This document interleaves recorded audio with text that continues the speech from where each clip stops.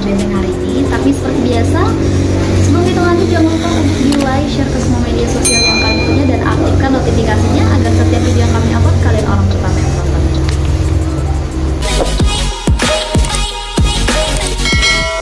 Berita utama hari ini mengenai seleksi PPPK tahap 1. Infonya hanya 5 peserta lolos passing grade.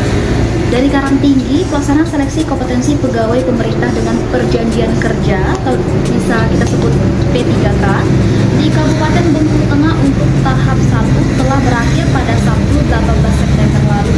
Dari informasi yang diterima Rakit Benteng, hanya 5 peserta yang berhasil lolos passing grade. Sementara diketahui kuota penerimaan untuk P3K mencapai 77 orang.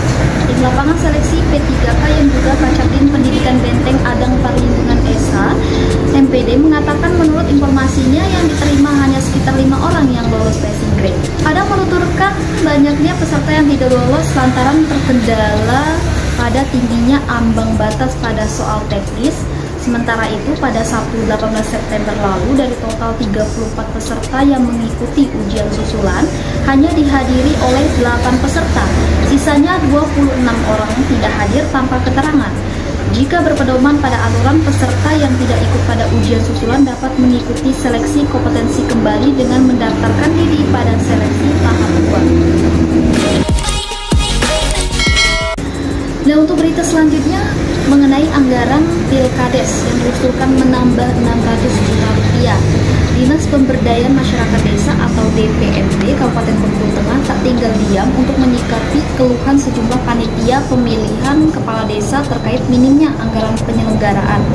Terbaru, tim teknis DPMD akan mengusulkan penambahan anggaran kurang lebih 600 juta rupiah pada anggaran pendapatan dan belanja daerah perubahan atau APBDP. Sebelumnya pada APBD, anggaran Pilkades disiapkan sebesar 1,3 miliar rupiah. Kepala DPMD Benteng Dr. Andes Tobi Marisi MSI mengatakan penambahan anggaran selain mempertimbangkan keluhan dari panitia Pilkades, juga melihat situasi yang akan diberlakukannya penambahan tempat pemungutan suara atau TPS sebanyak 29 titik, sehingga diperkirakan akan berdampak pada peningkatan kebutuhan anggaran. Sementara itu, terkait dengan jadwal tahapan Pilkades, Tommy menuturkan hingga saat ini pihaknya belum mengeluarkan jadwal terbaru, meskipun berdasarkan rapat panitia tingkat kabupaten lalu terdapat wacana untuk pengunduran jadwal hari pemilihan. Terpisah, Wakil Bupati Benteng Septi Feryadi STPMAP menuturkan penambahan jumlah TPS seyogyanya mengindahkan instruksi dari Kementerian Dalam Negeri dalam pelaksanaan Pilkades masa pandemi COVID-19 ini, di mana untuk satu TPS dibatasi maksimal 500 mata pilih, sementara di Benteng beberapa desa memiliki mata pilih lebih dari 500 orang. Berita selanjutnya masih dari halaman utama mengenai tersangka dugaan korupsi segera dilimpahkan ke pengadilan.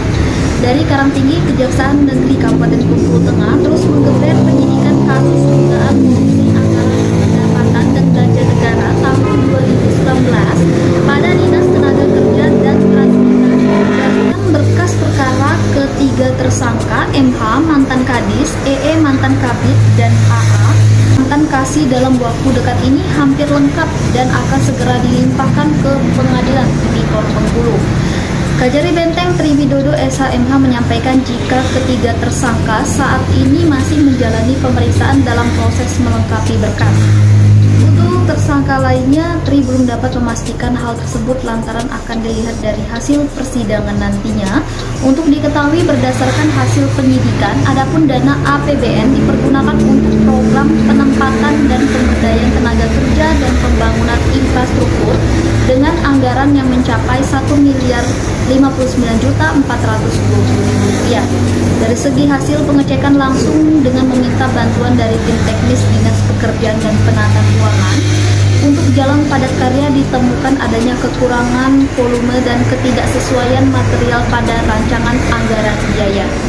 Kemudian untuk pemberdayaan berupa tenaga kerja mandiri, pola pendampingan diketahui Seharusnya dilakukan pelatihan sebanyak 3 kali, namun kenyataan di lapangan hanya dilaksanakan 1 kali. Sehingga terdapat selisih uang transport peserta, namun dalam pertanggungjawaban tetap tertera 3 kali pelatihan. Nah, itulah tadi beberapa informasi maupun berita yang terpilih koran harian Rakyat Benteng edisi Senin 20 September 2021. Untuk kalian yang ingin lebih lengkap lagi bisa berlangganan koran dengan cara menghubungi karyawan yang bertugas atau datang langsung ke kantor Harian Rakyat Benteng. Kalian juga bisa mengakses website resmi kami di rakyatbenteng.com. Jangan lupa juga untuk follow semua media sosial kami dari Facebook, Twitter maupun Instagram. Dan untuk mendukung kanal YouTube kami, jangan lupa untuk di like, share atau bagikan ke semua media sosial yang kalian punya dan aktifkan notifikasinya agar setiap yang kami upload kalian orang pertama yang menontonnya. Dan yang belum subscribe silahkan subscribe dulu. Saya Jan Dini dan kru yang bertugas mengucapkan terima kasih dan wassalamualaikum warahmatullahi wabarakatuh. Baca korannya, tonton channelnya RBT milik kita bersama.